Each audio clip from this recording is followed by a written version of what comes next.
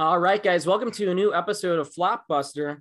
I'm joined here by Gabe, Victoria, I'm Tony, and we have a special guest today where we got a lot of things we're going to be talking about. So we wanted to bring somebody who knew a bit about horror movies. And Destiny Faulkner here knows a lot about horror movies. So welcome to the show, Destiny. Thank you. Thank you for having me on. I'm really excited. So are we. Yeah, we're very excited. And we also, Victoria won't feel like all like lost when we talk about very deep, intricate stuff about like Fast and Furious movies. So we'll change it up a little bit. Now we're talking, so we're talking horror movies. That's why we brought you on. Into the distance and yawn. Yeah. At this point, it's just me and Gabe talking about, man, Jason Momoa, that guy looks good without a shirt. He is majestic without a shirt. He really is. All right, enough of that though. So we usually kick off the show, Destiny, by talking about movies that we've seen recently, TV shows, whatever it is. We won't put you on the spot right away. We'll go around. We'll ask Gabe first. What have we seen recently? I saw that new HBO Max movie that came out yesterday. I forgot the name of it already. The Fallout. The Fallout. It's about a school shooting and it's a lot of drama. It was okay. And this is what Jenna Ortega from Scream 5, right? Yes. And Ziegler. So she's actually, I'm excited to see how Jenna Ortega's career is going to pan out. She's a really good actress. So I feel like, just seeing Scream 5 and before that, a couple of all the movies that she's been in. And with this one, she acted really good. It's sort of like a spiral of what happens to a kid after a school shooting, how some go into drugs, some try to go into politics, and it's just how a fallout of that, what magnitude happens to them. Yeah. No, I've heard a lot about this. I'm interested in checking that out. It's worth checking out.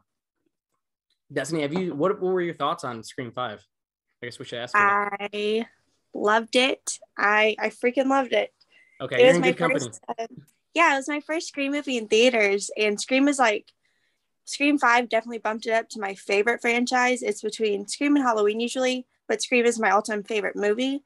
And so it was really cool to actually be in theaters, see it on the big screen. And it was a roller coaster of emotions, but pretty good. I'm very happy with it. Can't wait to watch it again. Oh yeah, I think all of us here were just raving about it. When we all came to talk about it, I sat next to Victoria. I'm holding her leg the whole time and jumping. We saw it in Dolby, so everything's just moving and shaking too. But it was awesome. It was really good. So yeah, that's the Fallout you said. The Fallout, right? It was good. Anything you've seen recently, Destiny? Yeah. So last night I had watched Starry Eyes for the first time. Have y'all seen that one? That's the guys that did Pet Sematary. Right? I think I saw it years ago. They did the most recent Pet Sematary. She's like an actress, right? The main character. Yes, I did see this. I don't know if I saw it. It was Shift, I think. It was crazy. Very similar cover. That's what I'm thinking. Yeah. Yeah, it's like her looking up and her. Yeah, it was a lot darker than I was expecting, and I was watching it, and I was just literally at the end, I was just like, "What the fuck did I just watch?" It was pretty crazy. And then after that, I had watched Cam. Which I really liked a lot. Cam is awesome. That one's I wasn't expecting it. There's some parts of it I was like, oh my God, this is actually pretty scary. I wasn't expecting to get scared at all watching this, but I was just like, fuck, this could really just happen. That's really scary. And I loved how it was stylized and the whole aesthetic of it. It looked very pleasing and it was just a cool movie, I really liked how they treated sex workers. It wasn't anything I don't know, exploitative, I guess. It was just so casual for them, which I love seeing that in a movie. I thought that was really cool. And then today, what did I watch? I watched Wes Craven's Swamp Thing, which was a lot of fun. I just wanted a kind of a lighthearted movie. So that one was really cute. And then I watched Satanic Panic right before this, actually, which that one was a lot of fun. Okay, I've seen Satanic. Yeah, that's with Jerry O'Connell. Have you seen that? No. Yeah. Yeah, that one's pretty fun. That one had a cool style. That had his wife in there too. Okay. Cool. Yeah, no, that's a lot of, you watch a lot of stuff. That's a lot. That's a lot of stuff. Yeah, that's a lot of stuff there. But I really like Wes Craven's Swamp Thing. That's a fun cute one. And the sequel, which is kind of weird. Which I get this is 82, but it said PG on the rating, and you see tits. You see full on tits. That was the 80s. That was the 80s. I know. Yeah. So I was just literally, I paused it and I looked at my boyfriend. I was like, her tits are out, and this is a PG movie. that's pretty crazy. But I think it wasn't until it was either Gremlins or Poltergeist that added PG-13. But how is this PG? I don't understand. Yeah, I don't get it. Gremlins and Temple of Doom. Parents were like really pissed off. They're like, you can't put this like they're eating monkey brains and stuff. So I know that would like really created the PG-13 thing. And even when they did, they're like, well, what the fuck do we do with PG-13? They were still showing tits in PG movies at this point. Yeah. Same thing with like Jaws, and at least the opening of Jaws, it's harder to see, but you do see her full naked body, and that's a PG movie as well. I tried to convince my school to show it one time. It didn't happen, but I was like, it's PG, we can watch it. Full on naked woman. But I was rooting for Jaws. But yeah, they're all really good. I work Monday through Thursdays. And so I try to cram as many movies I can over the weekend. And so that's why I watch so many, because I'm just like back to back. And then I feel fucked up for the next week. My brain hurts, but then I do it all again. It's just a cycle. That's going to come up later in the show too, Jaws. Jaws is going to come up. Gabe's got a little bit of a hot take on that. And then I'll shoot it over to Victoria. What have we seen? I mean, you watched pretty much everything I did. Yeah. Mine's not a movie. But the show on HBO Max, and I think we're late to it, was Yellowjackets. Showtime. Yes. Yeah. Showtime. Oh my God, my bad. I said HBO Max. Showtime. Peacemaker, HBO Max. Yeah, that's what I'm thinking of. Have you seen Yellowjackets yet?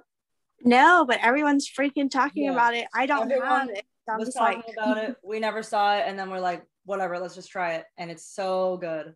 Like, you say it's horror. I don't know if I would say it's horror right now. It's got elements of horror, but it's like an hour-long episode all the time, and because it's on Showtime, it's like really gory, like shot like I was not expecting. It's got Jasmine Savoy Brown, who's also going to come up later. Who was in Scream. Melanie Linsky, who I know from 2.5 Men. Mm-hmm. Christina Ricci. I don't know how to say it. She's the best. Who was obviously in that movie? Who? Melanie Linsky. Linsky's in that? I like her. She's in it. She's like the main character. She's a great character actor. She's great in everything. Like so that's really good. It's like shockingly violent. Not constantly, and it's good. It's like this soccer team is on their way to nationals, and their plane crashes, so they get stuck in the Canadian wilderness. You lost me at soccer. It's like 2 seconds for like what 19 months, but it's like cutting back and forth between 2021 and 95, I believe. Yeah. So it's like stuff from their past is coming back to haunt them again. We're gonna like slowly finding out everything that happened when they were stuck. I think the episode we're in, they're like probably like a month or so in. Yeah, if you like anything Stephen King related, this is like very much like it's set in the 90s. So it goes back and forth, much like the It book and the miniseries, cutting between the adults and them as children. Juliette Lewis is also in the show. Oh, great, yeah. She's one of my favorites. I think her young character is really well casted. Like crazy good. So yeah, that's Yellowjackets. The house that one of the characters stays in is also the house from Antlers. I know we saw. I don't know if you saw Antlers. Yeah. No, I haven't. I don't even know if it was showing at my theater. If it was like same thing with Last Night in Soho. I went to go look one day and I was like, I can go watch it today, 9 p.m. And I like to lay down around 9 p.m. I was like, I'll wait till Redbox. I'm waiting to watch it, but it's on my watch list. I want to. Heard it's not the easiest watch, which I have to be in the mood for those kind of movies.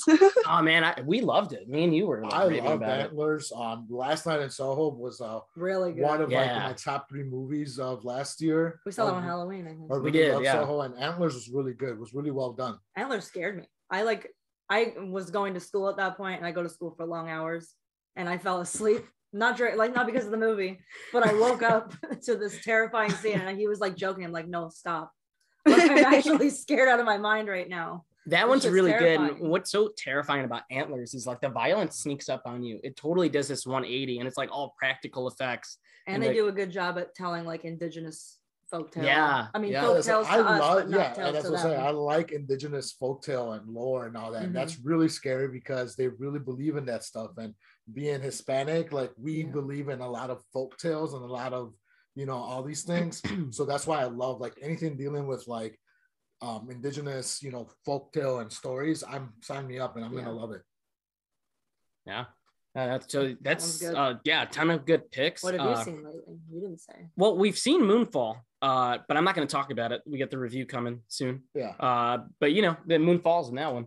The moon sure did fall. Yeah, the moon falls like everywhere. The moon falls everywhere. Everywhere. That should be the tagline. It's everywhere. But I also did see, Victoria did not watch this with me. Neither did Gabe. This is a movie that was like the highlight of a lot of controversy because in Hollywood right now, it's literally a lot of things going down, including the topic of our show, reboots, remakes, sequels. There's a little film called The Last Duel by Ridley Scott with Matt Damon, Ben Affleck. And it takes place in the 1300s, and it's about two men who fight to the death over whether or not the main character's wife has been raped. So what's really interesting about this film, it's from three different perspectives, two male who are obviously kind of lying, or at least the truth is skewed, and then the female perspective, which is the truth.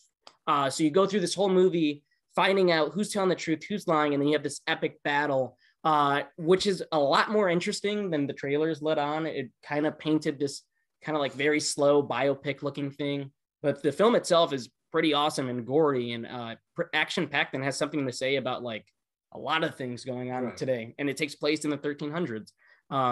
But that's like one that's slept on. I mean, I feel like a lot of original movies this past year, Antlers included, Last Night in Soho, Malignant, a lot of those movies were slept on. It kind of found a home on streaming. So I hope this one does too. It's on HBO Max right now. And I definitely would recommend that 100%. So cool. Yeah. I think we should jump into some movie news, which is one I think you'll all be interested in. This is a film that's been kind of the highlight of controversy again in the horror community. We haven't heard much about this movie, and it involves Netflix because they'll pick up anything because they're in debt. So they'll just like buy everything. It's the Texas Chainsaw Massacre reboot. It's not a reboot. It's a I guess it's a reboot. Yep, I forget it's a reboot. It's ignoring all the sequels, and it's going on Monday. Yep. Yeah, a trailer Monday. We got a poster today. I'll give it to Destiny here. What's your thoughts on the franchise? One, and two, what are your thoughts on this movie coming up in a little under 4 weeks? I think. Yeah. I guess ironically, I'm not the biggest fan of the Texas Chainsaw Massacre. It's definitely not my favorite franchise, and there's still a couple of movies that I haven't seen from the franchise, and I'm not really in a big rush to watch them. They've never really been my thing. I really like the remake and then the prequel for the remake, and of course the original, and I'm a fan of part 2, how fucking crazy it is. I like that. But with this one coming out, I'm definitely going to watch it probably that day it comes out. But I don't have like high expectations. I also liked like Texas Chainsaw 3D, which is, it's not the best movie, but I think it's fun. But you know, they're just welcome to Texas, motherfucker. I like it. You know, it's kind of funny. It's silly. Like if I'm in a weird mood, I'll put it on because it just makes me laugh. But with this one coming out, I'm definitely gonna watch it. I'm just gonna go in with like almost no expectations. It's kind of interesting. They're doing the same thing Halloween 2018 did. What do they call it? A requel now? Yeah. In Scream 5. Yeah, so it's kind of cool they're doing that, I guess. You know, I feel like we're gonna see that a lot with further like big franchises. Yeah. But I'm ready, but I'm not like jumping for joy about it, you know. I hope it's gonna be well, and I hope I'm gonna be not so much proved wrong, but I hope the expectations are exceeded because they're really low bar. So if I can't even be happy after that, I don't know. Probably won't watch it more than once, I'm assuming. I think people are apprehensive is because it's coming out on Netflix, but it's not a Netflix movie. Right, which like, you bring up a good point, which there's a couple things I want to throw in real quick. One, it's not a Netflix movie. This was supposed to be in theaters. Lionsgate was supposed to distribute it. Netflix has done this before where they've bought a movie and be like, oh yeah, we'll take it. Nobody wants it. And it's turned out to be good. I know The Babysitter was one that Universal dumped onto Netflix, and that one turned out to be a huge success. Got a sequel, wasn't that great, but the first one worked for them and introduced the world to Samara Weaving, who is awesome. The couple things working against this movie is that they fired the original directors the very first week of shooting. The producers saw the dailies and said, we're not doing this. They brought on some guy named I had his name popped up here. It's I think one of the guys, David Blue Garcia. So the guys from Scream in it. I'm not entirely sure on the cast. I know what's her name from 8th grade is in the movie. She Jonah Hill's sister. Oh no, no. 8th grade is the Bo Burnham film. So it's got a pretty solid cast from what I can see, and the plot involves millennial hipsters opening up a business in Texas, and Leatherface has been I'd been idle and not been out in public since the very first events of the 1974 movie. Well, we gotta be hipsters all. That's what the plot of the movie is. They're hipsters opening up a business. Kind of like owns the town in a sense. Yeah, so a lot of interesting stuff with that. But Fede Alvarez is he came up with the story and he produced the film. So it should be good. Well, it's Fede Alvarez, and I'll give it a shot. I mean, he did the best. Dead, right? He did Evil Dead, so I mean, Evil Dead's the shit. It's one of my favorite Evil. Dead movies. And the game comes out May 2022. I heard. That's true. They also have the game coming out as well, so that'll be cool. Gun Media is doing that. So yeah, they don't give up on it. Texas Chainsaw. Did you see the poster? Yeah, I saw it today. With his face, kind of with the sun coming in. Yeah, it's kind of hard for me to see. I was like squinting at it, but I know they're doing that on purpose to kind of shield some of his mask. Yeah. It looks a little lopsided, like a little droopy on one side, but I'm still just gonna. It looks fine. Like I like the picture we got of him, like kind of like from the trailer when he's like raising it up a little bit in the sun. I was like, okay, that looks cool. It gives me a lot of like Halloween 2007 and Friday 13th 2009 vibes. Like there's a lot of the shots. I was like, that's exactly like Halloween 2007. Oh, that looks just like Friday 13th 09, which I like those movies. So even if it's pretty much the same, maybe I'll like it. But I hope it's well. I hope it is well. I never want a movie to just fail, especially a horror movie, because at the end of the day, whether it's really good or not, we're still getting another Texas Chainsaw Massacre movie, and that's being on Netflix, that's gonna open, I think, this franchise up to so many people. They're gonna watch this one and be like, oh, I should go check out the original, which is why I don't mind remakes or reboots, honestly. Cool. You got another Rob Zombie lover on here between you three. As we should. Yes. Thank you. Okay, cool. And then, anything else you want to add to that, Gabe, at all, or Victoria? No, just going back, Jason Momoa is going to be finalized as Fast and Furious 10. I love the Fast and Furious 10 franchise. I think it's consistently bad and good at the same time. It's the best franchise of all time. No, it's not. But it's just good, stupid fun when you're in the theater. It's the best one. But he's going to play supposedly a villain. So it's going to be nice to see Jason Momoa in a villain role. You always see him as his happy-go-lucky roles and Aquaman and all this stuff. But to see him as a bad guy, it'd be nice. Hopefully he takes off his shirt. Now, Destiny, can you please give us your ranking of all the Fast and Furious movies? Yeah. Here, I haven't seen any of them. So, that should be the next film you should watch. Next day off. You should watch them. I have all of them. I have all of them in 4K. I can just send them down to you. Yeah, that's what I'll do for the rest of my weekend. Just binge them. I feel like I've always wanted to see these so much. Vin Diesel. Just do it for Paul Walker. So yeah, I do remember that day when he died, and I was actually very upset because I was just like, damn, too soon, man. Because I was a fan of Paul Walker's and like the other movies I've seen him in, of course. I was like, dang, son of a bitch, really.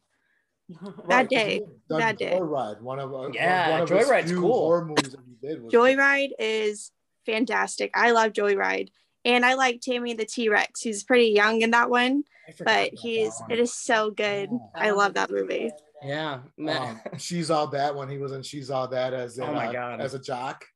Yeah, that's one of my favorite guilty pleasures. Wasn't he just in that movie we watched with Vera Farmiga? Was that him? Yes, there's Running Scared is one of my favorite crime thrillers. You've seen Running Scared, right? Running Scared is awesome with Vera Farmiga. She's in that. That's a fantastic. If you haven't seen Running Scared, I would check that out. That one's really, really good. It's cool. Let's jump into Halloween news. Halloween. Oh, we got to mention Halloween on the show. I mean, you got. I know you're a Halloween fan. Victoria's a massive Halloween fan.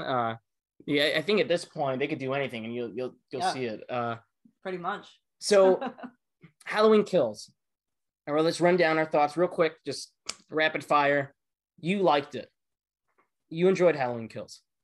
It was all right. No, you walked out of that theater with a whole different reaction. So based on the entire Halloween franchise, which is my least favorite franchise, it is one of the better ones. Okay, because I do not like 4, I don't like 5, I don't like 6, but it is one of the better franchises. I mean, one of the worst franchises, but it was one of the better movies. So you like the movie overall? Yes. Okay, and then Evil Dies Tonight.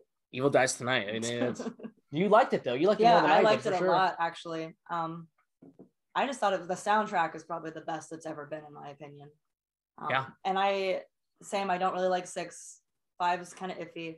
It's one of the ones that's like actually watchable in the Halloween franchise. Because as much as I love Halloween, I feel like, as you watch, I'm like, damn, I can't watch this one. Like, I don't want to watch this anymore.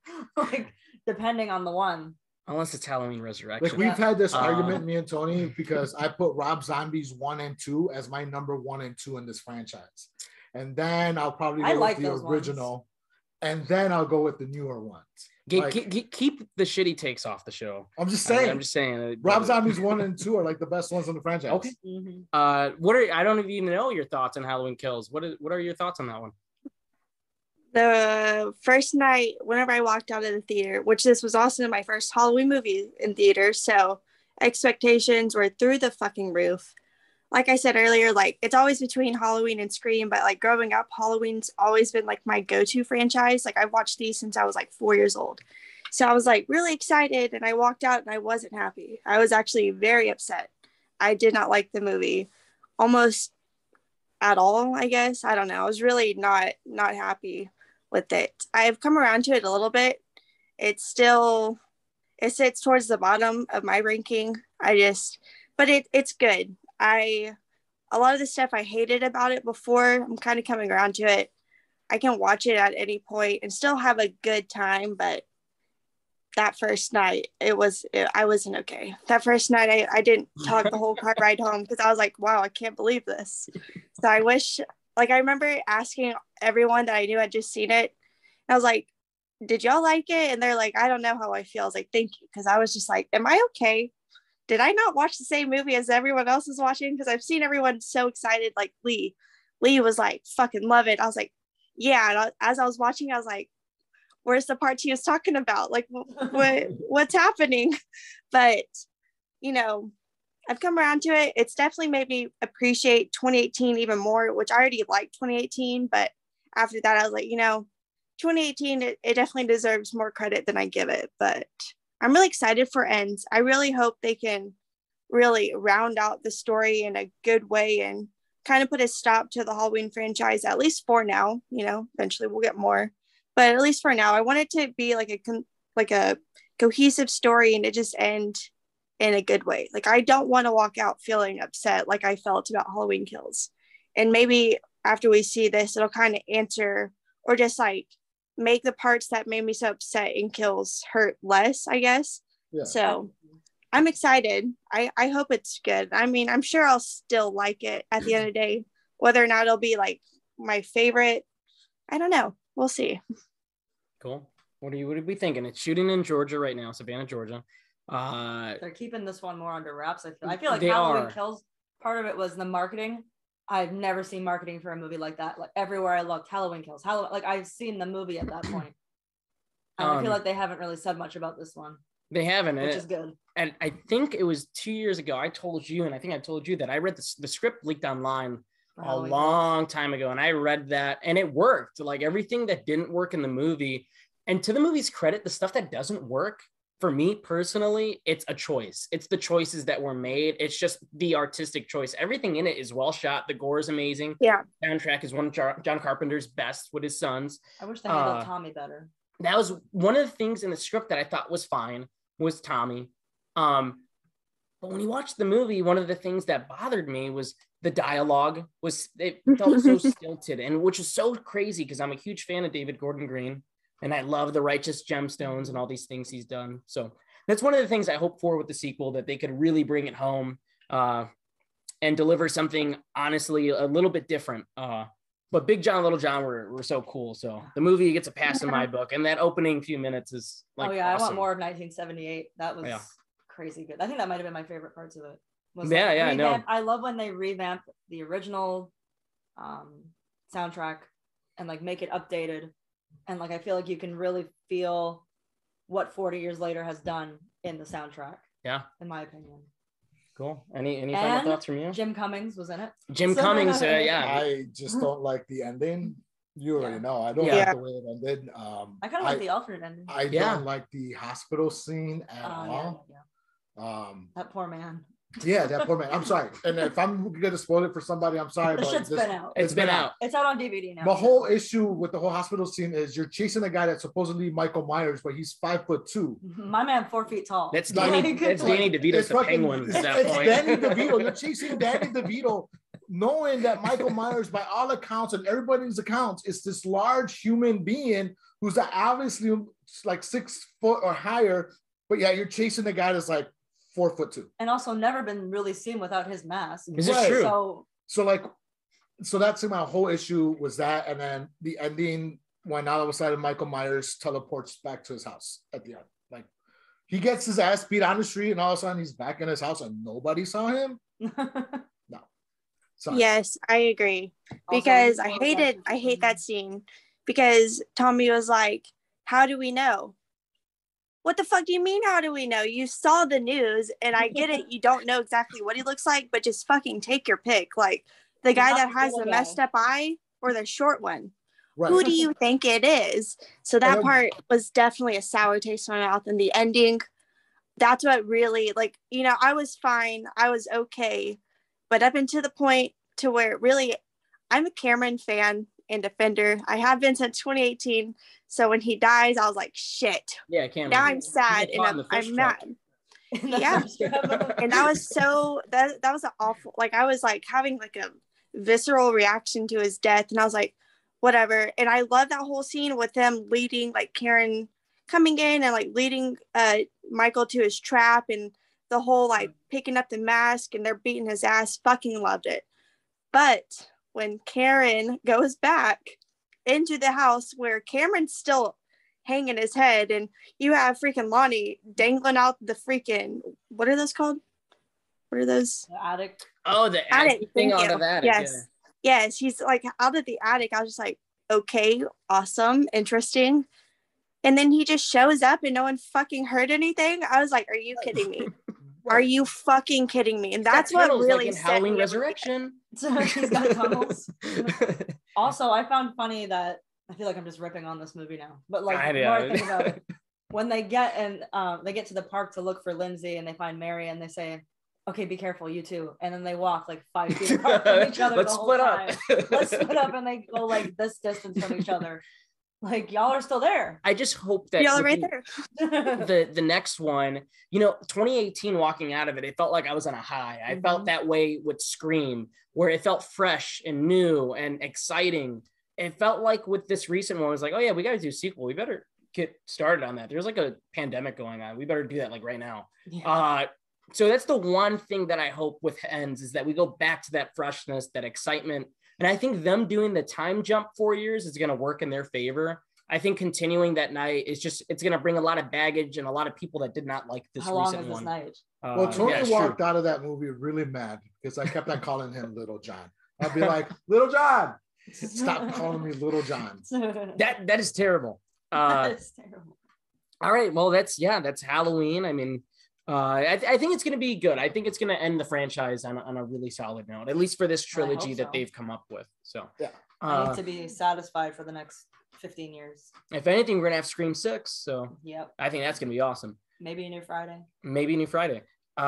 Let's get started. Let's jump right into it. Today we're talking about movie reboots. Now, at first I was going to say, let's just talk about straight up horror reboots, but let's piss off everybody at this point. So we'll talk about all genres. I know Gabe's got some picks that are going to be a bit controversial. I like to have some hot takes. I'm mostly the guy that does the hot takes around here just to make people upset.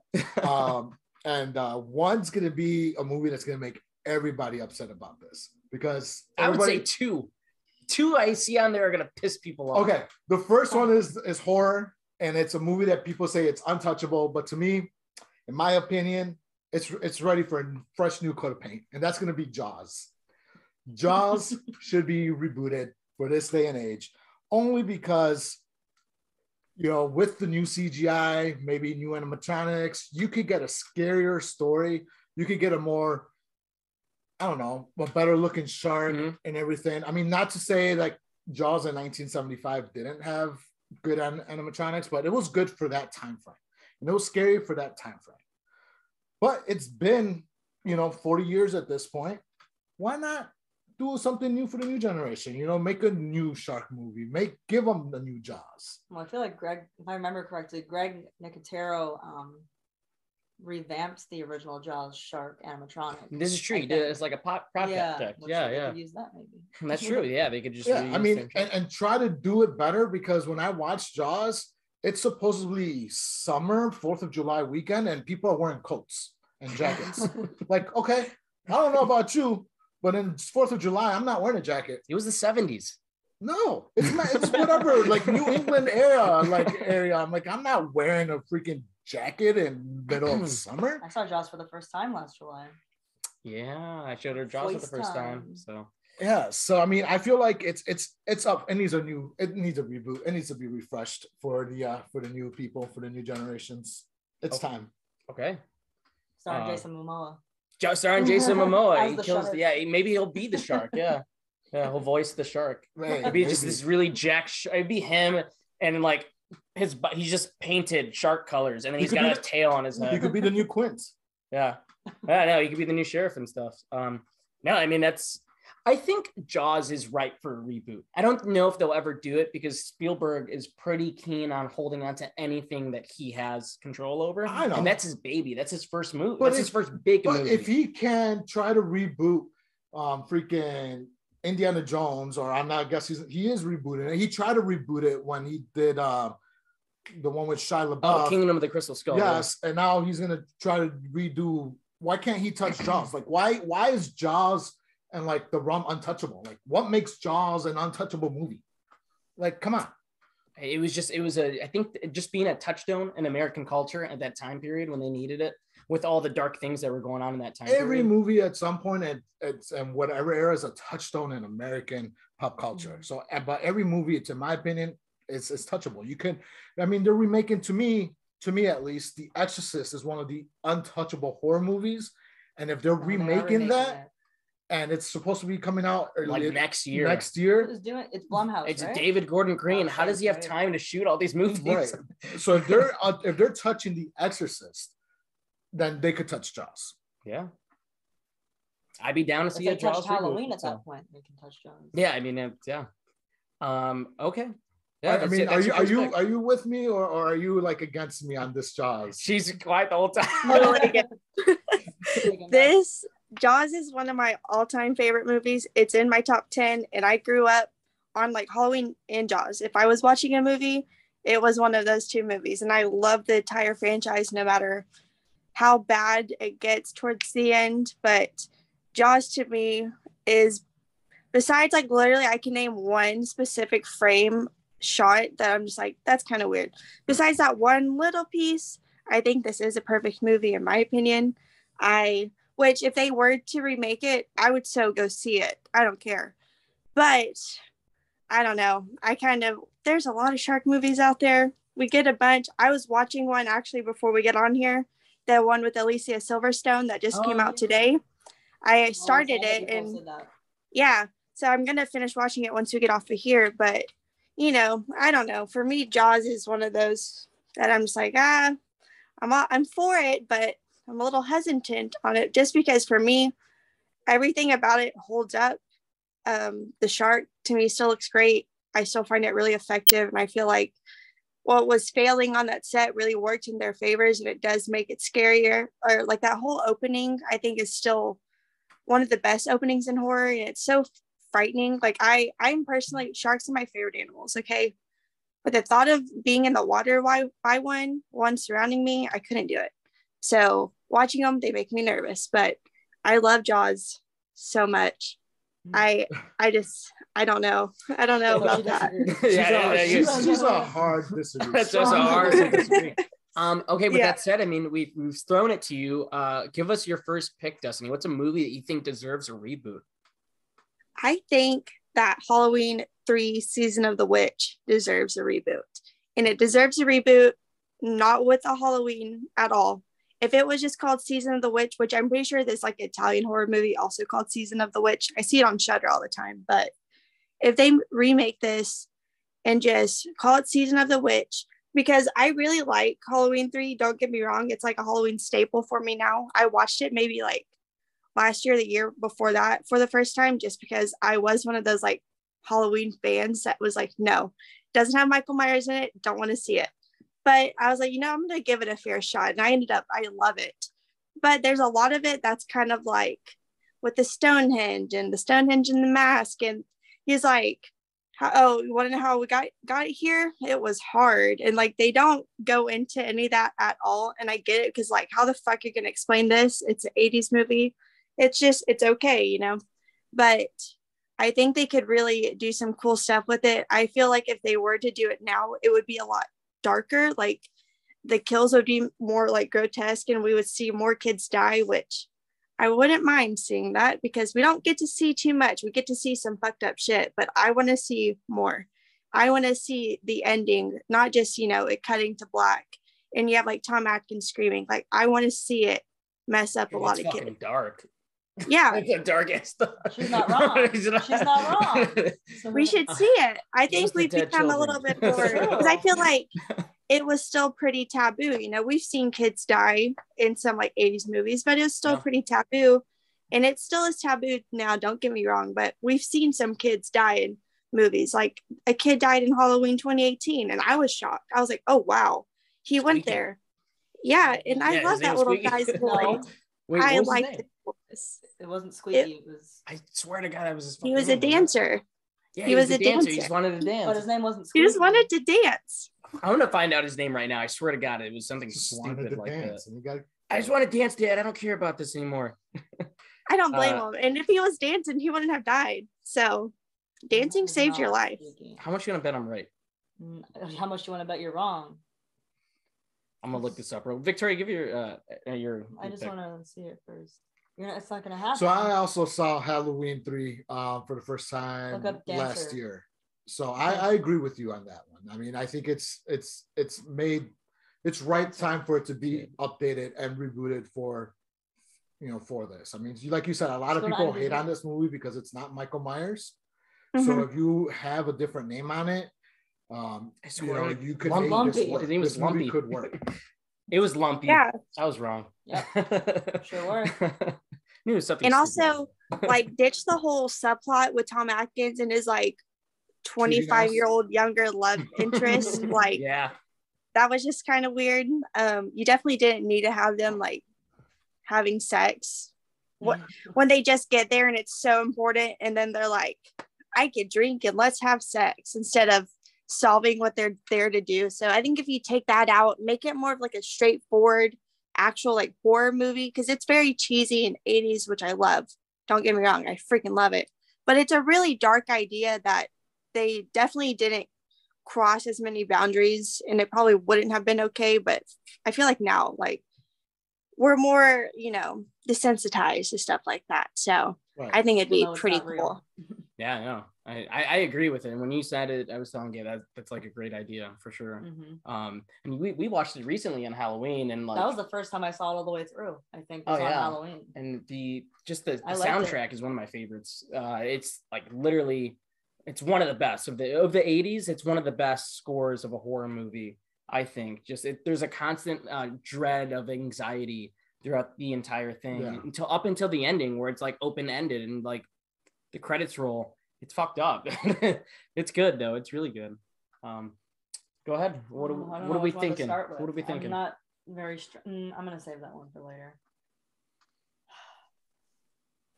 I want another Friday one, but you told me this wouldn't have been a good idea just because it wouldn't make Smokey sense. And Craig.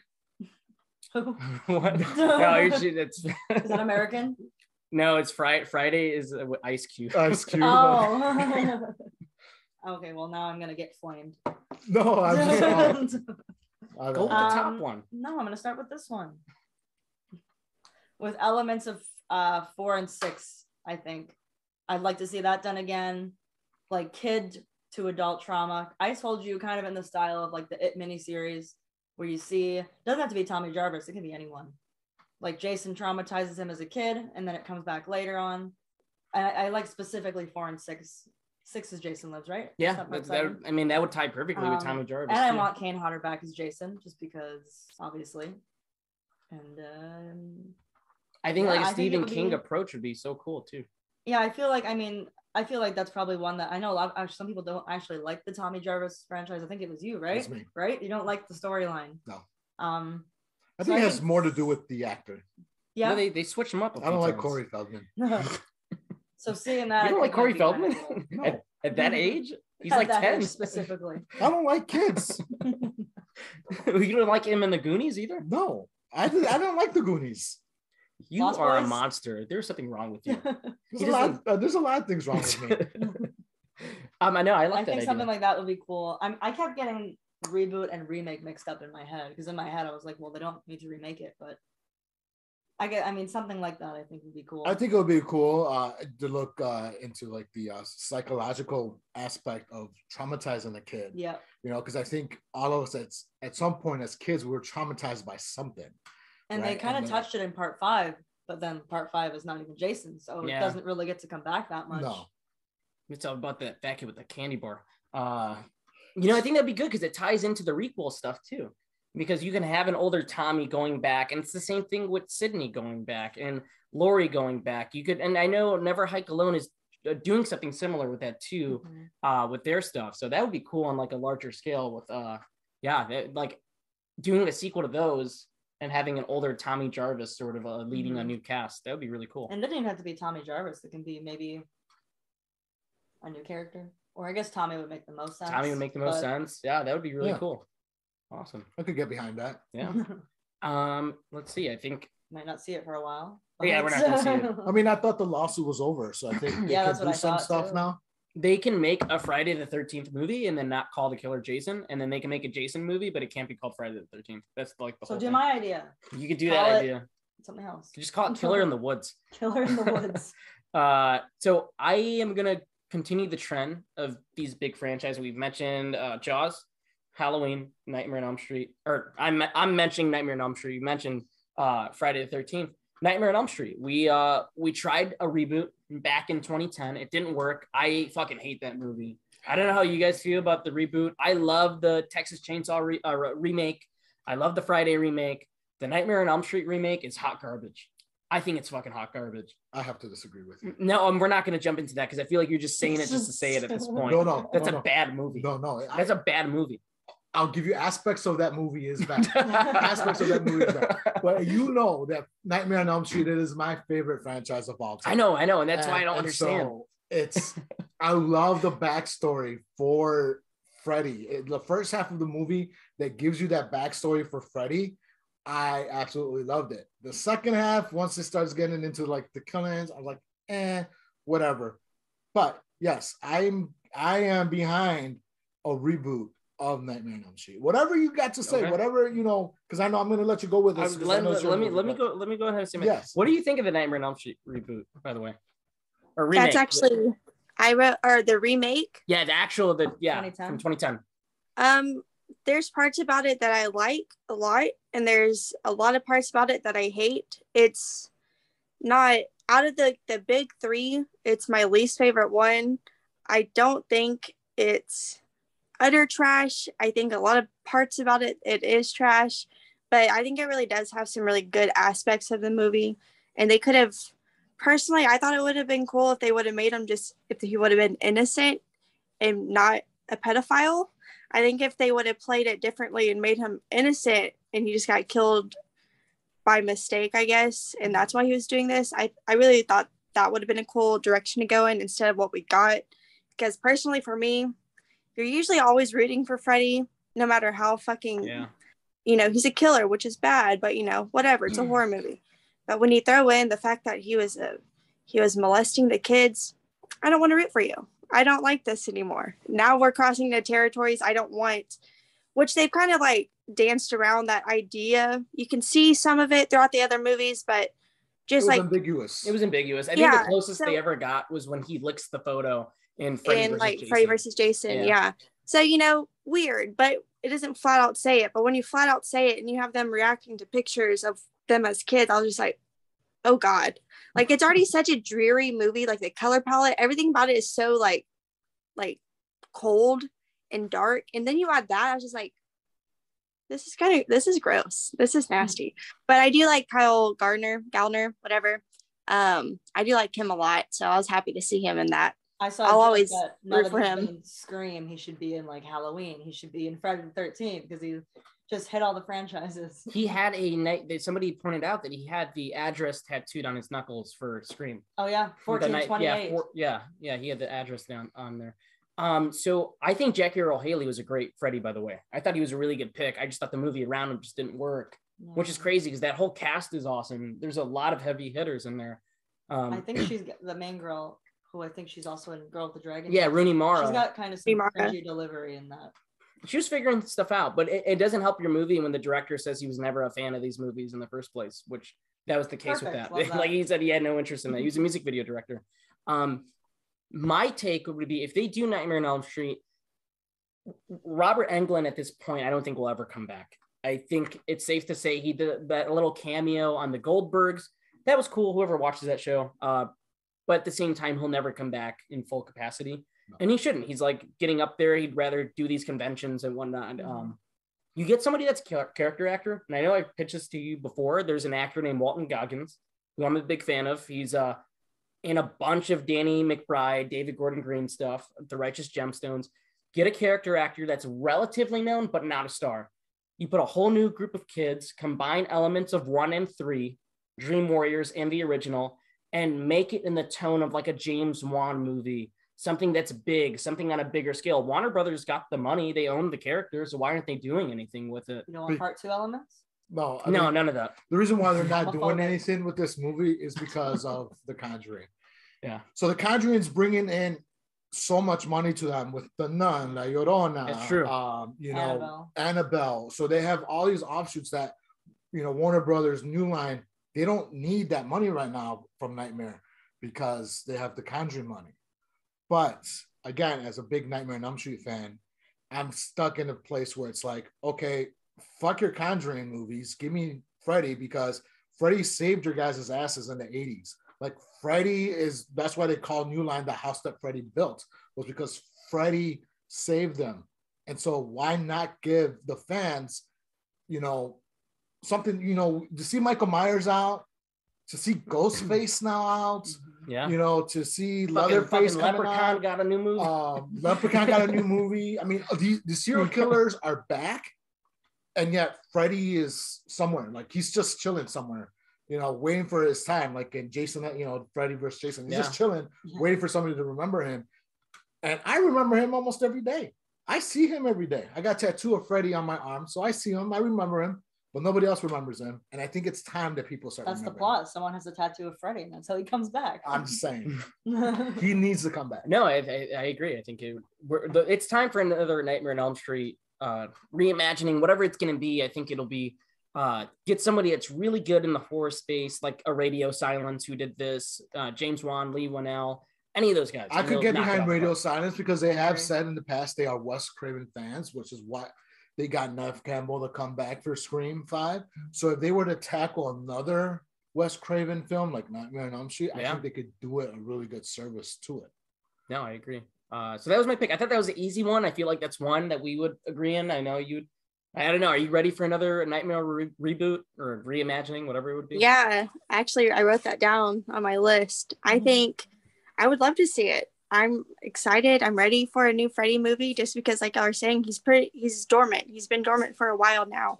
And this is like a slasher, like, even though they're all, tied to previous franchise, but we are getting like a new craze of these slashers that we're already so familiar with. And it's kind of crazy that they're not cashing in, they are about their money. And this is like the perfect time just because fans are excited. Fans are excited to see these big icons come back, and we need a new Freddy movie. And I think Insidious really, especially the first one, Insidious really captures to me that feeling of A Nightmare on Elm Street in a way. Especially the fucking lipstick demon guy. And there's even that scene where he's like pointing and it looks like he looks like Freddy. And so if it was something in the way of like, I don't know if they would want to do like multiple sort of like entities coming, but like, because you're going to have to do something, I think, a little bit different. I don't want to see just, a rehash of the original or anything like that. It has to be something different. And if they were to do something like, I don't know, Insidious in a way, I think that would be really cool. I think James Wan would do great. I even wrote down like maybe like Mike Flanagan in a way, because he can really capture those eerie moments. And that's what we need. Like, I want this to be a really scary movie. Like, I want it to be scary. Because for me, I was never scared of Freddy, but like I want a movie that will make me scared of him. So I feel like Mike Flanagan can really work on that, like just the whole look of the movie, because he can really capture that feeling of eeriness. So I think him or James Wan, I think they would both be pretty great. James Wan probably though, because I feel like he's more like imaginative, like you're saying, his movies are bigger, especially something like Malignant. So I think it could really, really do well. We definitely need a new one though. Like I'm excited. And Freddy's not my favorite, but I want to see a new Nightmare on Elm Street movie. I think I agree with Mike Flanagan, especially he after will fuck up kids for life. How did I already forget the name of the show? The Midnight Mass. I think after that, people would be walking out of Nightmare, be like, "What the fuck was that?" Just traumatized. Ouija 2 is like far superior to the first Ouija. Ouija 2, oh my god, scared the shit out of me. I saw that for the first time recently. Yeah, because I like his movies. I love Dr. Sleep, which is another franchise. He's like the franchise reviver at this point. He didn't do Last Exorcism, did he? No, but he did. He did Hush, which is really good. Right. He did Ouija 2, which nobody was anticipating, and then it turned out to be very good. That was when I skipped. really launched that one. What's her face? Lulu Wilson. Yeah. So that was when I went back on, because you told me it was really scary too. Yeah, I told you. And I watched it and I was like, "Holy fuck!" That freaked me out. It is fucking dark, that movie. So much better. But yeah, it was. That he would be a great choice. Yeah. Yes. Yeah, Midnight Mass. Cool. That's Nightmare on Elm Street then. What's your second choice? What's another hot take? Let's go with a hot take, or should I go or stick with the horror? Stick with the horror. Let's see what we got. Okay. So growing up, one of the first early horror movies that I saw when I was like 6 or 7, besides like The Exorcist and Nightmare on Elm Street, was one of like my mom's favorite horror movie that she showed me was Children of the Corn. It was made in 1984. They're like the Fast and Furious franchise of horror. They're like on Children of the Corn number 20. Okay. So like, I don't know how you're gonna. Vin Diesel's gonna show up in the next one. So you're all family. I mean, the first one is scary as hell. And going back to like kids, right? So you have these kids that are possessed and demonized, and then the first Children of the Corn that alluded to like them killing kids. I mean, with a reboot, you could actually, like we talked about, kill these kids and just like show them how, like pitchfork them to the head, do crazy stuff to these kids. Like I said before, I don't really like kids. So like we could just fuck up these kids, bro. But like the first movie was like scary. You get like, they're coming out and like they just pop out of nowhere with like the red glowing eyes and they look like little Amish kids. I don't know. The first movie was scary, but it's time to get a reboot in and make it even gorier. I know it's a Stephen King film, and I know a lot of Stephen King films are being adapted. It's Salem's Lot. It's coming out later on this year. We have the new you just mentioned the Dr. Sleep. Yep. So why not Children of the Corn? I mean, let's stop with the 20 iterations of Children of the Corn and just go back to the original and go back to the scariness of it. So that's my second pick, was Children of the Corn. Cool. Yeah. I don't have much thoughts on. I've seen the first one. I know they've seen them. You never seen it? The first one is a must watch. The first one's good.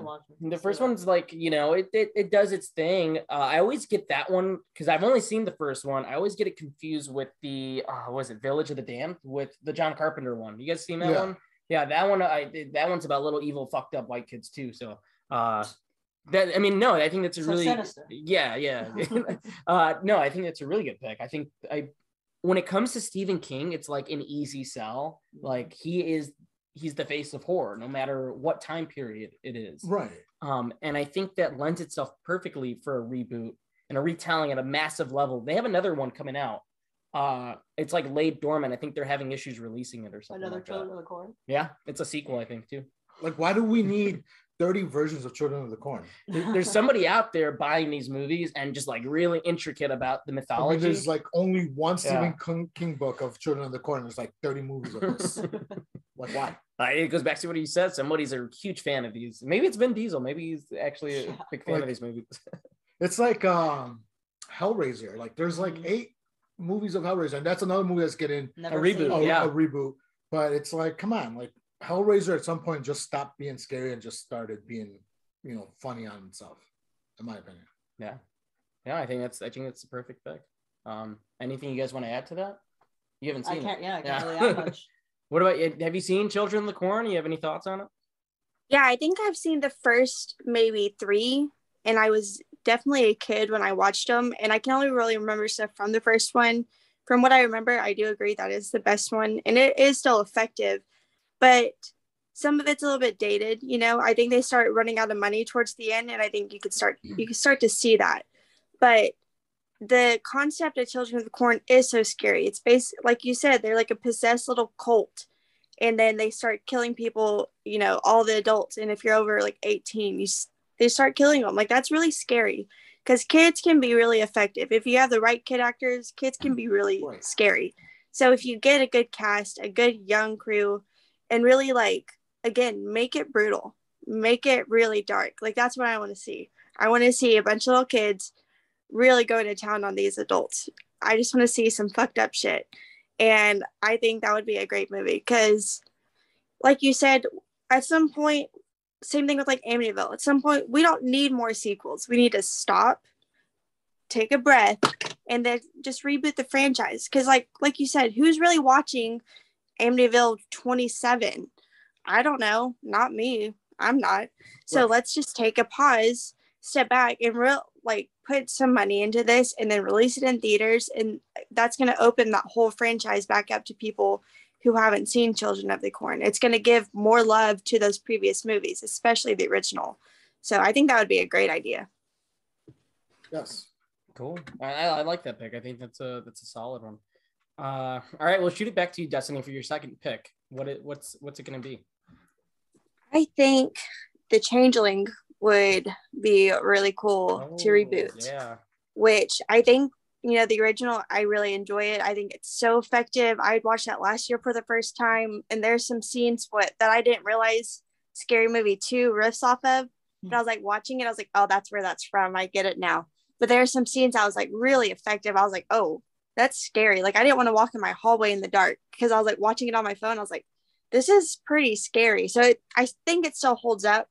I just think towards the end, the story gets pretty convoluted. Like, once it ended, I was like, okay, what happened exactly? Because there's like, the changeling, kid gets switched out, and you start to kind of like lose focus. They're trying to really tell you like what's going on. But for me, I started to like lose the storyline towards the end. But I think Mike Flanagan, I'm going to throw that out there again. I think he could really do this movie like justice if they were to redo it. I think he can really make it scary. The first one is still very haunting, but I don't know. I think towards the end, it just started to lose me a little bit. I was just having a hard time keeping up with like what's going on in the story.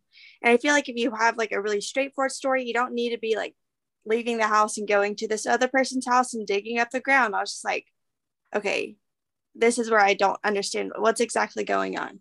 But if they make it, a straightforward story, Mike Flanagan, I think would be awesome. I think he could really do the movie justice. And plus, like, horror fans, they know of The Changeling, but like not a lot of people do. Like, this wasn't a movie I really knew about until like last year. And I was like, oh, okay, awesome. But I think, if you reopen this up again, it's going to shed some light on the original and get more people to watch the original. But I think this movie, I don't think it would be too hard to redo it. Less is more with this. And I think that's why you have to find a really good director that can just work on tension and suspense and not a bunch of jump scares, because that would just ruin it. But if you can really like hold on to that anxiety of the original, I think it would do fantastic. Cool. Yeah. No, have you seen The Changeling? Yeah, I saw it last year. I think I saw, the only reason I came across it was I was on Shudder, and I was watching that we were talking about all the horror movies. Yes, horror yes, movies. yeah. And then somebody mentioned The Changeling on that. I was like, I should watch this because they mentioned it's like one of like the originals for horror movies or whatever, like house hauntings or whatever. I was like, all right, let me watch it. So I'll watch it. And I agree with you where towards the end, the storyline got a little. It's very political because all the things that were going on right outside of it. Oh yeah. It like takes a lot of twists and turns, and I'm like, it sort of lost my interest a little bit because I'm just, I don't know, I have ADD, right? And so I was like, where's the ghost again? Where's that? Where's that fucking kid? Right. Like, give me all this stuff back. So, but like you said, if they tighten the story up a little bit more, it could definitely work. Like, House on Haunted Hill. Yeah. And, George C. Scott, it's the main actor in this movie. It's one of my favorite performances in a horror movie. This is one of my mom's favorite horror movies. She's the one that introduced it to me. So I was really excited. A few years ago, they put it out on Blu-ray from, I believe, Severin, and I got it on the shelf somewhere. But that's one I revisit from time to time. I haven't shown Victoria that one I've yet. never seen it. That's one that we got to check out soon. But I think that lent itself to a remake because it was definitely like something where George C. Scott was a really well-known actor, but he wasn't known for horror movies. So a lot of like critics were like, why is he doing like this horror movie? So I think if they do it, they should do something like that again, get a really solid director. I think Ari Aster would be perfect because it has a lot to do with grief. And a lot of his movies are about trauma and grief. And you get somebody like a Joaquin Phoenix or a big name actor to do this, that you could put him in this sort of situation. The Changeling would be perfect for a modern update. Yeah. Cool. Awesome. Can you shoot it to you? You want to? He doesn't like Ari Aster, so I do like Ari Aster. That's the thing. I like Ari Aster. I thought Midsummer was way too long for its own good. That was it. You just don't like him. I know you were just jerking that movie off. That was it. 3 hours. 3 hours now. Why is it 3 hours now? I got the director's cut at home. It's like 6 hours. I was just like, oh, yes, give me all of this. I like the scene where he bangs those old ladies. That was cool. What's your next pick? Mine is When a Stranger Calls. Again, that's the one I agree with. That was another one that at my grandparents' house, they didn't have cable. Well, they did, but not a lot of channels. Didn't have a lot of movies, and one of them was the 2006. I think it's 2006. 2006, right? Yeah. When a Stranger Calls with what's her face? The dated Joe Jonas. That's the only way I know her. Yeah. What's the main Camila Bell. Yep. Yeah. And I was thinking of people who could be the main character in it, and Jasmine Savoy Brown came up again. I just think she needs more screen time, especially after seeing her now in Yellowjackets. And I wrote down that maybe like a 2022 take, but the more I think of it, I feel like Scream kind of covered that in the opening with like the new Scream anyways, like how now on your phone you can like unlock your door, or you can see people through the doorbell, like, so maybe keep it in the 90s or whatever, whatever year they want to make, a year before technology, just because I think it would still be creepy and it wouldn't be so, oh, you're playing with technology again. And I feel like they always enter the territory where they're making like dumb millennial Gen Z jokes. And I really don't want that, to be honest with you. So I feel like something like that could be cool. But just, not 2022. You know what they can do, though, is they could take like an older person and do like When a Stranger Calls, but like but they have dementia the whole time. Well, like it'll be like a young guy playing with the technology. Oh, and they don't understand how to to use it. And then the older person doesn't like get like a boomer that doesn't know how to use it, and like who keeps calling me? Like the really loud like Android ringtone, like is my camera working?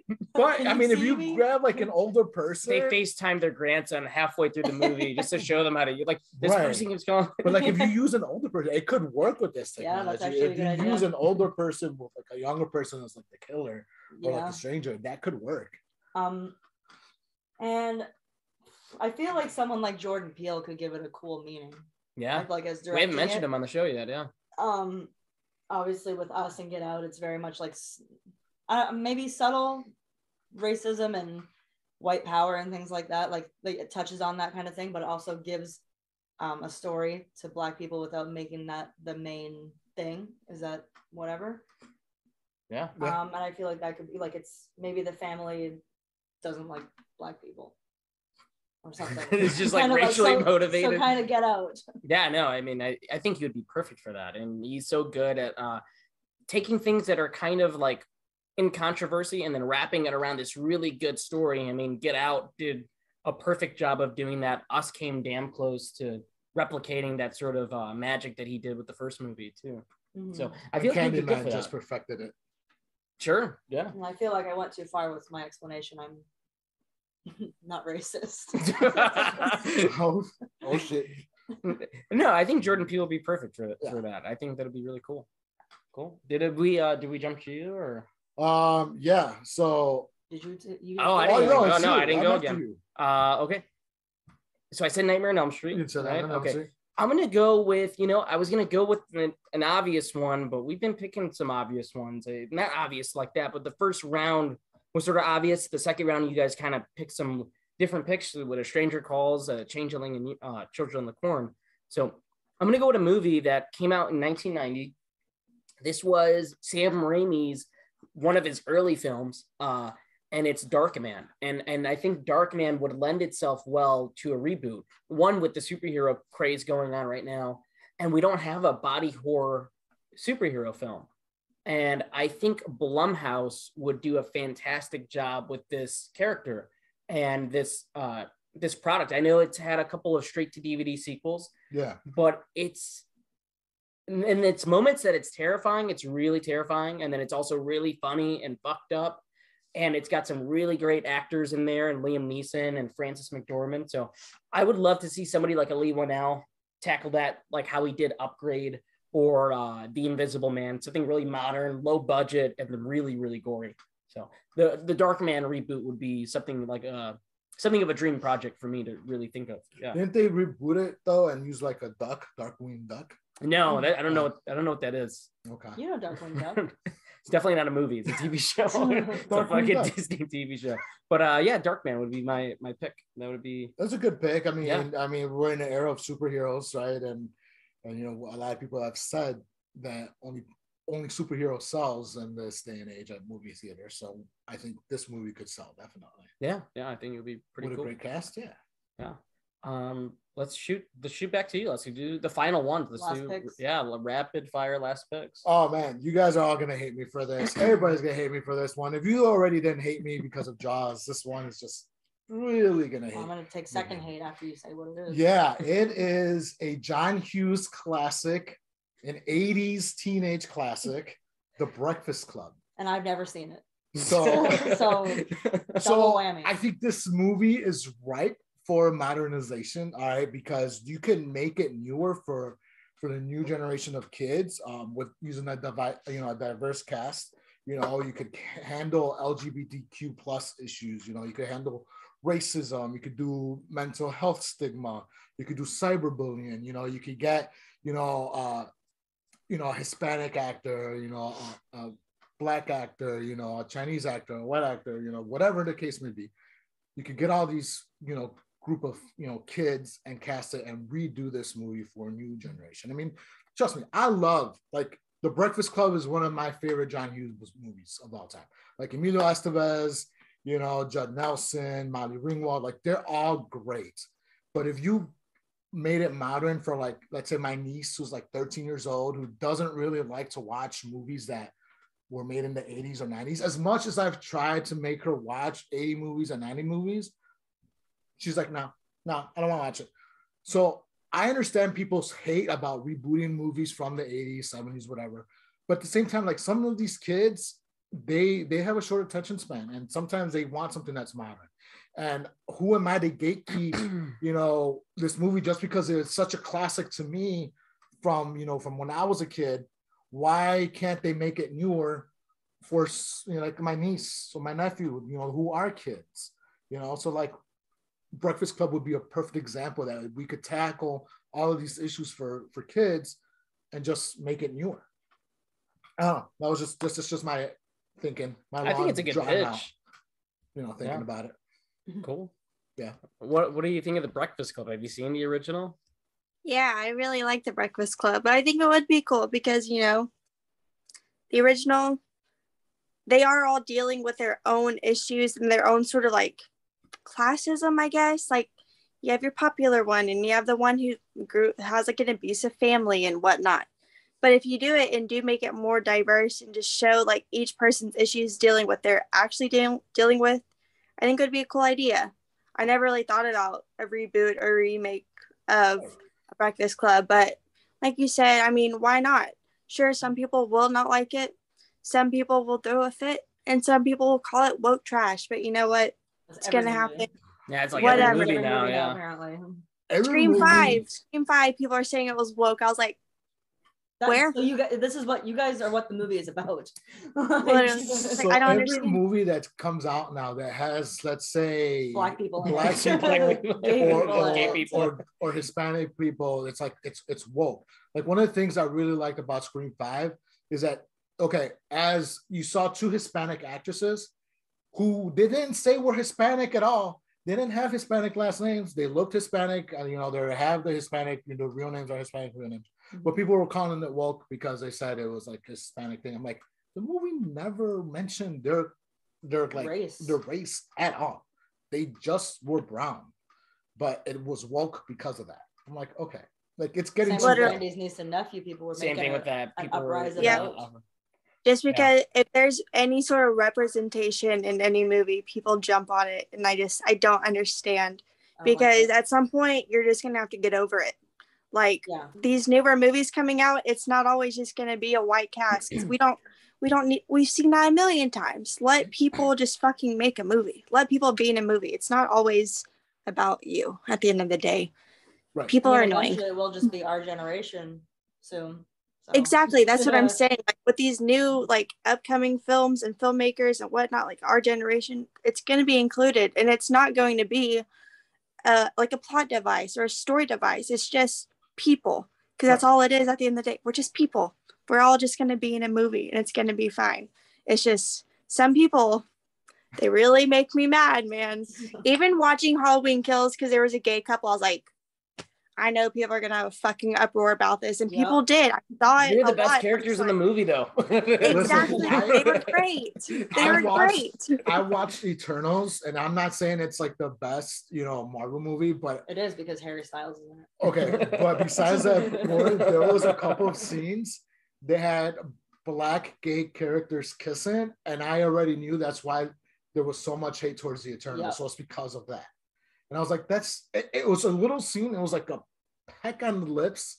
It wasn't even like a full out makeout session, but because it was a Disney Marvel movie, and it was 2 black guys kissing, like people like threw a fit over it. You know any straight white butts I've seen?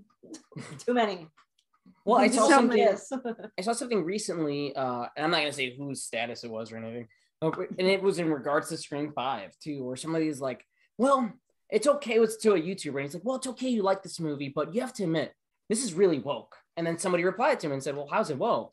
And he's like, well, you know what I'm talking about. And then the person said, no, how? And like, they don't have an answer. They just show up that you're homophobic. And it goes back to a writer.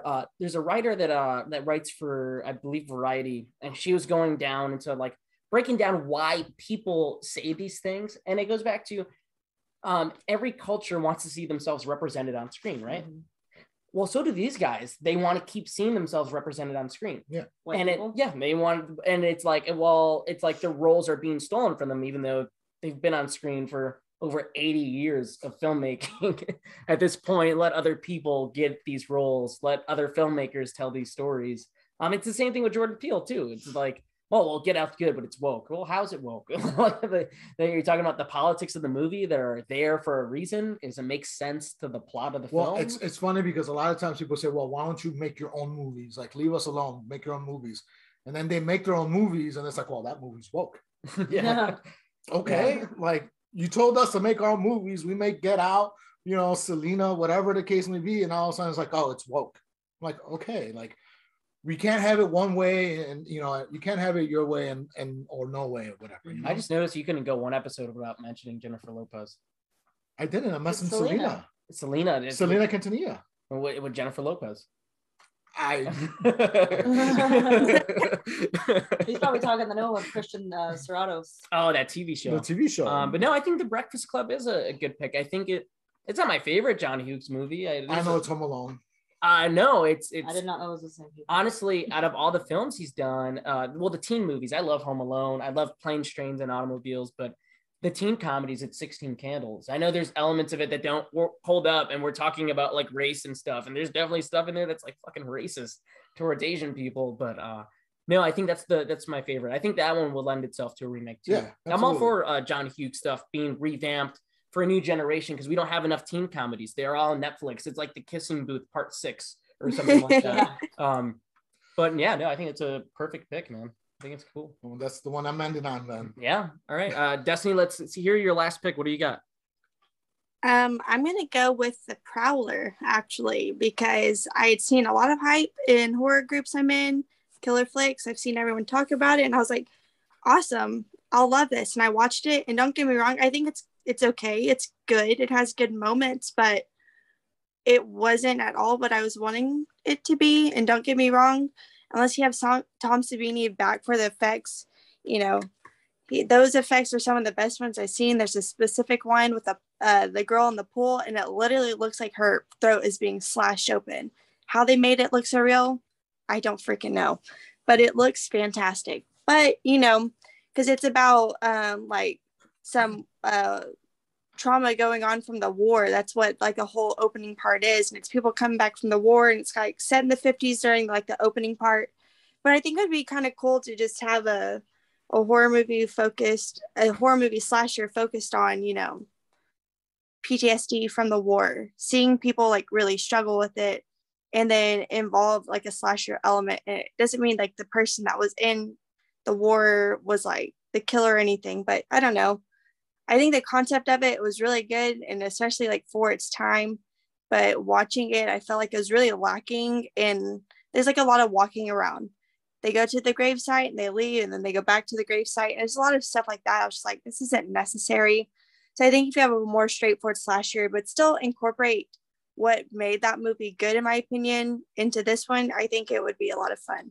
Plus, it's one of those that aren't, I guess, unless you're like super into the horror community, it's not very well known. Like I could go ask like my boyfriend in there, he had no fucking idea what I'm talking about. So if you give like light on these like smaller slashers, I think it would be a lot of fun. Like My Bloody Valentine. If you're into the horror genre, you know that movie. But if you're just a casual moviegoer, you probably don't know that. And so something like that, to where they're taking these smaller slashers that are a little bit hidden and giving them some fresh air. I think that would be pretty cool. With really any, I even wrote down like Terror Train, something like that. Terror Train, again, it kind of loses me a little bit because it just gets a little too convoluted for what it is.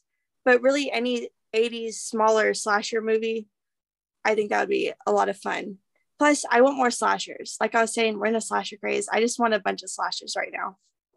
No, I agree with you. I definitely need more slashers. And I think anything 80s right now is like right for the rebooting at this point, I think there's a lot of 80s love, and there always will be. I'm not part of that. I'm more of a 90s. We're in the 90s right now. I know. And kids are dressing like the 90s. There's 90s show, Fear Street. Listen, the 90s is my craze. Like the 90s, I was graduating grammar school, entering high school in like the mid to late 90s. So like the 90s is like my jam. But like right now, the 80s will always be forever like people's like one of their favorite decades. And going into like obscure 80s. But The Burning would be another good one too. I feel like that would lend itself well. Yeah. Yeah. I think that's a perfect pick. And like I feel like that would be, if they redo that, I know they did Slumber Party Massacre on Sci-Fi. I feel like something like Shudder or any of these lower sites, like, oh yeah, let's do the fucking Prowler. That would be a no-brainer. They would have no choice but to want to do that. Yeah. I think that'd be pretty cool. Anything you want to add to it? Never seen it, so no. All right, but I'm down for a reboot. Yeah, anything slasher for sure, and reboots. I love slashers. I do. Yeah, me too. No, I think that's a good pick. I'll shoot it to you.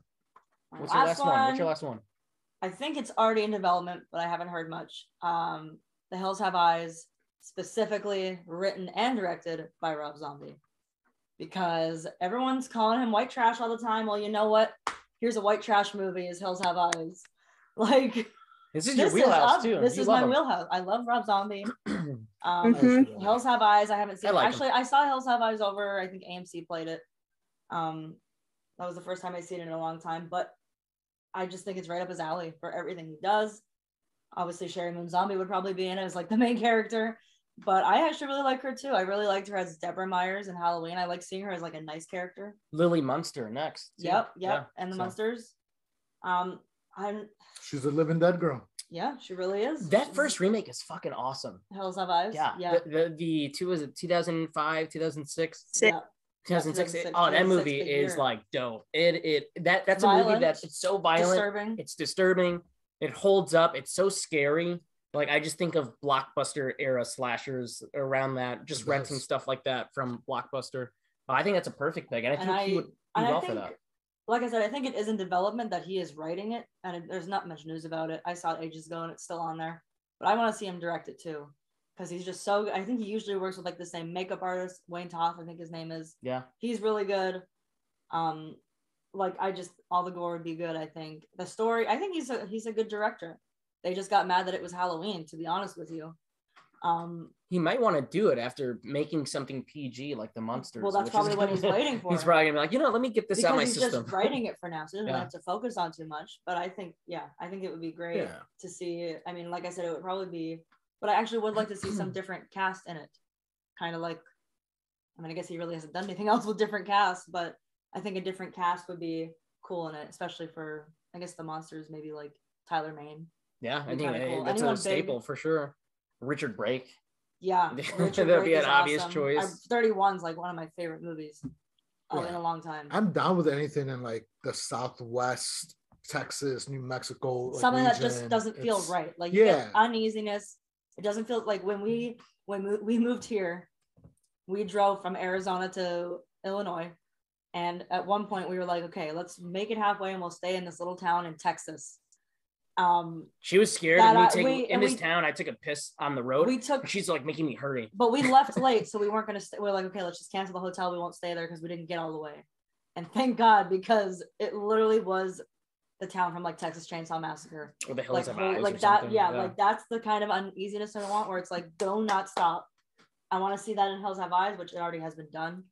But Rob Zombie would just make it so bloody, so scary, I think, because he makes me uncomfortable. Halloween 2007 scared me because it was so bloody. And I think like I said, it's already in development, but he's like the perfect choice. Yeah, I think for that movie ever. I'm down. I'm down for anything Rob Zombie. Yeah. And somewhat. I think it's funny that like they're both he makes all these really violent movies and they're both vegans. Rob Zombie and Cherry Moon Zombie, like he's just this violent person, but he's like, don't you dare touch the animals. Don't do it. Yeah, no, I agree. He'd be perfect. He's short though. Like if I've ever seen him in concert, like his boots are like this big, but he's like 5'3", 5'4", like super short. Like that's like all these guys. Prince is wearing high heels, bigger than kings. Yeah, he's just all short kings. Respect, like Tom Cruise. No, I think that's great, and I like Rob Zombie stuff for the most part. For the most part. Because you guys were forcing Halloween 2 down my throat, saying, "Isn't it amazing? It is amazing. Awesome? It is amazing." We're never getting into that topic ever again. That still has yet to be uploaded. Oh yeah, I guess no, I think he would be a perfect choice, and I'm really excited for his Munsters. I'm a big fan of those characters. I think he's going to do a good job because he loves those characters. So I want to hear more about this too, because like I said, I saw it on IMDb like probably a year ago, and it's still there. Really, nothing's happened with it, but I think it would be awesome.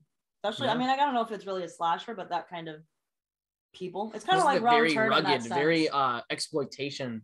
Yeah, that's what that first movie is. That's what it does in 2006 too. Correct me if I'm wrong. The Hills Have Eyes is Wes Craven. It is Wes Craven. Oh. Yeah. Mm-hmm. Well, there you go. So I think that some people will be mad at him again.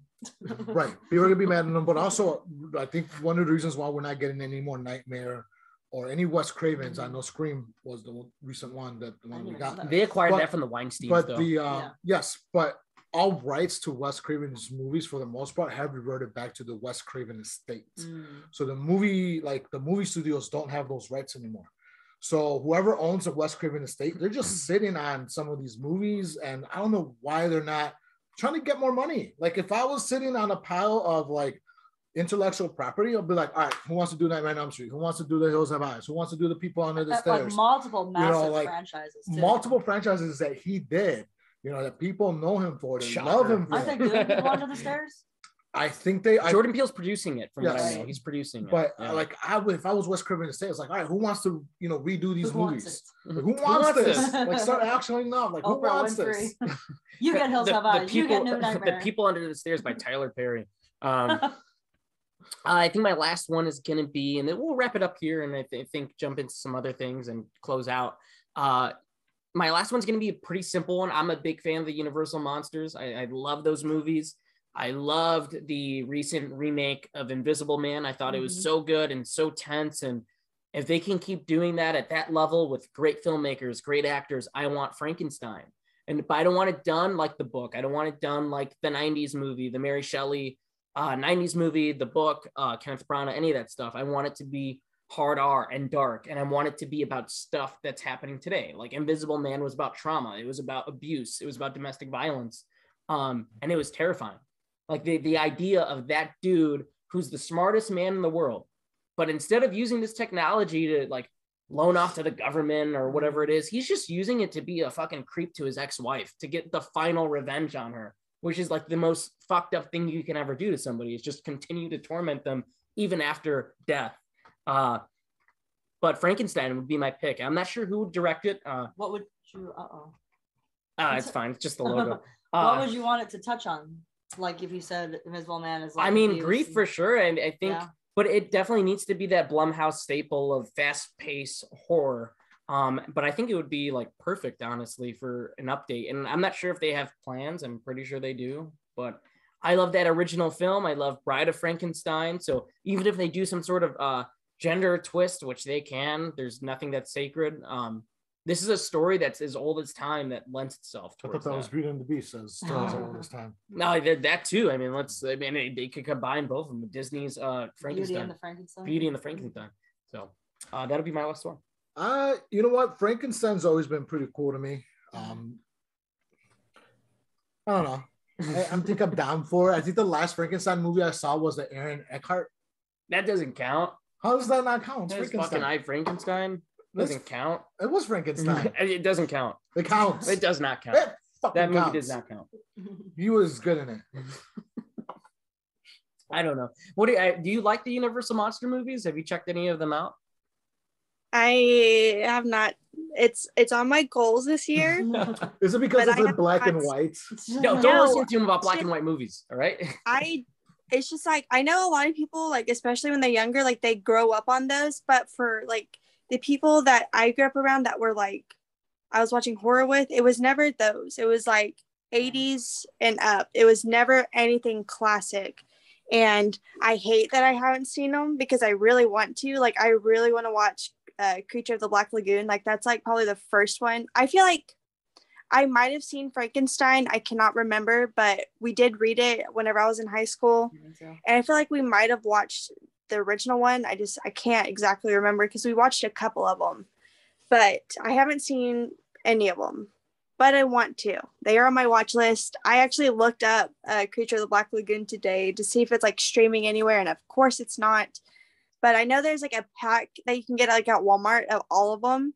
So I think I'll just do that so I can go through them because I really want to. Like, I watched Carnival of Souls the other day, and that's from like the 60s. And I was like, I really want to watch older movies because I feel like they just have this like charming factor about them. Like, they're like over dramatic. And I know like Nosferatu, I saw that was on Cheddar. I was like, I really want to watch that just because it's old. Like, I want to seek out these old movies because I don't know, a complete different time. And it's really interesting to watch them knowing what we have today. So even watching like a 60s movie, I was like, wow, that's really cool. But I do want to watch them. They are on my watch list. Cool. Any final thoughts on that one? All right. I think not seen them either. You're always away when I say, hey, you want to watch this? No. Because nobody wants to watch black and white movies. I'll watch them on my own. All right. I like old 4K movies. set. All right. I grew up on Turner Classics. I'd watch them with my grandma or my mom. So I like old movies. They came out with a 4K set. I grew up on Spanish telenovelas. I'll never watch those. So I think that'll wrap it up. I think that was ¡No te mueras! What is that, like a soap opera? Yeah. Okay, soap opera. You should know this. I don't know Spanish. I'm ashamed to people everywhere. So that'll wrap it up. I think we all had really solid picks, some controversial ones, some necessary ones, but absolutely. It's been very fun. I want to thank Destiny for coming on the show. Thank you. I thought it was a lot of fun. This was really cool. Yeah, thank you so much for coming on. And yeah, thank you for having me. Craziness that we have going on here sometimes. I love it. Destiny, before we close out, is there anything you want to plug? You're coming up on any socials, anything like that? I do the Fear Freaks podcast with Braden Timmons on Braden Timmons' YouTube channel. We do it like a live stream once a week, but it's also uploaded to like Spotify and like wherever you find podcast at. And then my Instagram, it's Beauty of the Living Dead. I do live stream sometimes, but I post like my horror makeup or just pictures. And then I guess my Twitter, which is just, it's Beauty Live In Dead, DED, something like that, because character limit. But besides that, I think that's it. Cool. I guess we'll close out the show. Gabe, anything you want to add? No, we good. All right. Good picks. Cool. Sounds good. I mean, we'll post our Moonfall review this weekend, so that'll be up. We'll tell everybody. The moon falls in it. It definitely does. They shoot nukes at it too, so that was cool. Close this out, Gabe. Let's close up the show. Well, I want to thank you, everybody, for joining us. If you want to like, share, comment, subscribe to our YouTube channel, we still have our goal to reach 200 subscribers. Once we do, Tony gets a punch in the face by Victoria. Happening. It's not happening. So that is on video. On video, Victoria's gonna punch Tony in the face once we get, or we could wax him. You guys could decide. We could either wax him or get him a punch in the face once we reach 200 subscribers. That is our goal. But again, thank you so much for Destiny for joining us on today's episode, to Victoria as well for starring here. And for that, you guys have a great day.